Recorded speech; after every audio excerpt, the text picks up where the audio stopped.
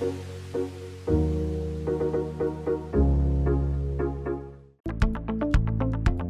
m'appelle Kéra Moser, je viens d'Alsace et j'ai 17 ans.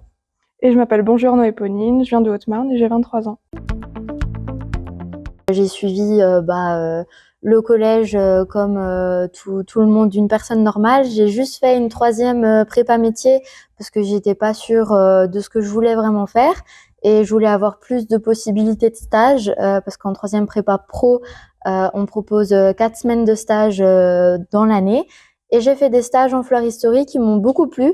J'ai fait des stages aussi en horticulture et je me suis rendu compte que la vente, le contact avec la clientèle et la création, c'est ce qu'il me fallait.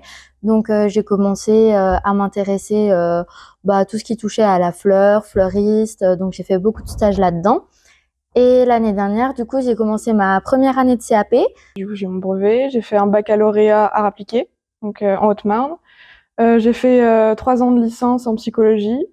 Et du coup, après, donc post-Covid, je me suis réorientée dans la fleuristerie. Donc j'ai fait un CAP en 1 an, donc 3 mois de cours et tout le reste en entreprise.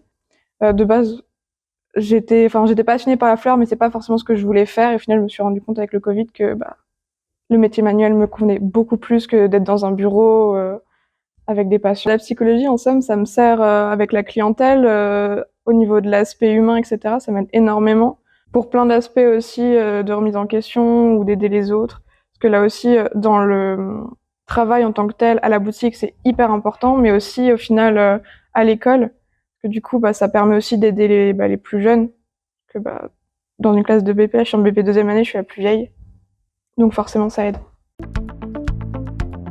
Alors moi, la formation, c'est un CAP fleuriste, donc en 2 ans, donc en apprentissage, parce qu'il y a une partie initiale donc qui se passe au lycée, donc où les lycéennes, en CAP fleuriste, elles sont là toute l'année.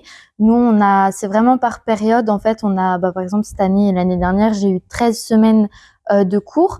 Donc, c'est 13 semaines dans l'année qu'on passe à l'école en suivant des cours de botanique, de techno, plein de pratiques aussi. On a des journées de pratique, donc comme aujourd'hui. Du coup, le BP, c'est en 2 ans, donc on a 16 semaines de cours. Le reste, c'est en entreprise aussi. Là, pour le coup, le BP, c'est plus poussé, c'est-à-dire que le CAP, c'est vraiment les bases pour entrer dans la fleuristerie.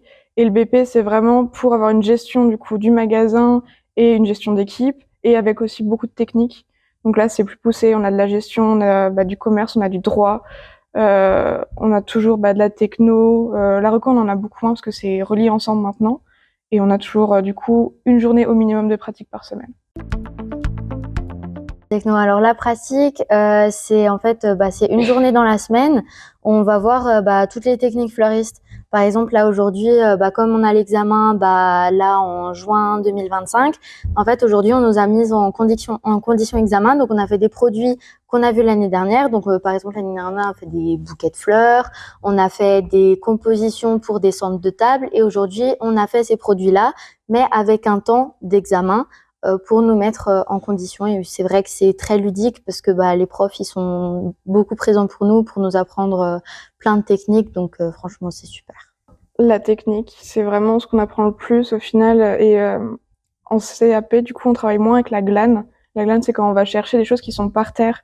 Donc ça peut être des branchages, des feuilles, des marrons, peu importe. Et que du coup, on les transforme. Donc là, on travaille quasiment uniquement avec ce qu'on a ramené, nous, de notre côté. Et on peut le transformer, enfin, on peut vraiment faire de tout. Alors moi je suis du coup en Alsace à l'atelier Les Capucines dans la galerie d'Anne-Leclerc à Essenheim. Et c'est dans une galerie marchande. Ça se passe très très bien. J'ai une très bonne patronne. Je suis contente de l'avoir parce qu'elle est beaucoup là pour m'aider. Et puis après, j'ai aussi 2 collègues à moi, donc Caroline et Tristan. Tristan qui a eu 2 fois la Coupe d'Alsace de fleuriste et qui a participé aussi à la Coupe de France 2024, voilà, et qui reparticipera en 2025. Ce qu'on fait le plus en boutique, donc c'est le commerce. En fait, on va pouvoir prendre tout ce qu'on a appris la semaine de cours pour la semaine suivante pour s'améliorer au niveau de la clientèle. Du coup, je suis à Reims, à la Pergola avec Monsieur Bibot, qui est du coup maître artisan fleuriste. Je fais la gestion de la boutique, du coup, donc je m'occupe de l'achat au camion, la réalisation de commandes, de livraison. Je m'occupe aussi des abonnements qu'on peut avoir avec par exemple Prince Event, qui est le Palais des Congrès. On s'occupe aussi des mariages. Du coup, il a fait aussi la Coupe de France il y a quelques années. Il a fait pas mal de concours et il adore surtout ce qui est technique. Donc, dans les fleuristes, du coup, plus traditionnels, on va vraiment pas opter forcément pour de la technique. Là, on va vraiment l'appliquer. Si on peut créer nous-mêmes un support, on va le faire. On va pas l'acheter tout fait. On va vraiment essayer de pousser la chose vraiment à fond. Indépendance, imagination, création aussi, le manuel. C'est vraiment tout ce qu'on peut imaginer, on peut le faire. Il n'y a pas de limite en fait. C'est vraiment, vous pensez à un truc, un client vient nous dire j'aimerais avoir ça, on lui fait. Et puis moi, ce que j'aime bien aussi, c'est qu'en fait, on a chacun notre façon de travailler. C'est-à-dire qu'on va pas tous avoir la même façon de faire un bouquet. Donc ça, c'est bien parce que chaque bouquet est différent et propre à soi. Donc on peut vraiment se démarquer des autres.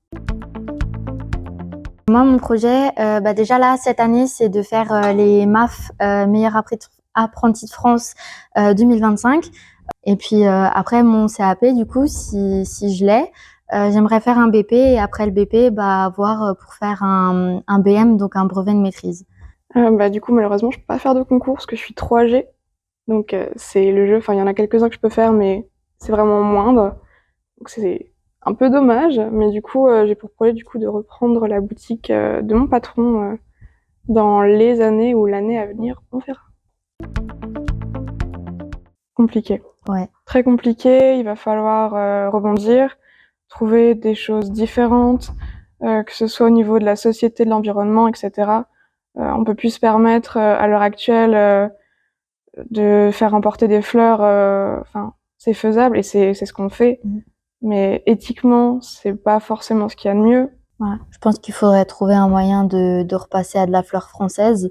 Il y a plein de petites entreprises qui commencent à se former.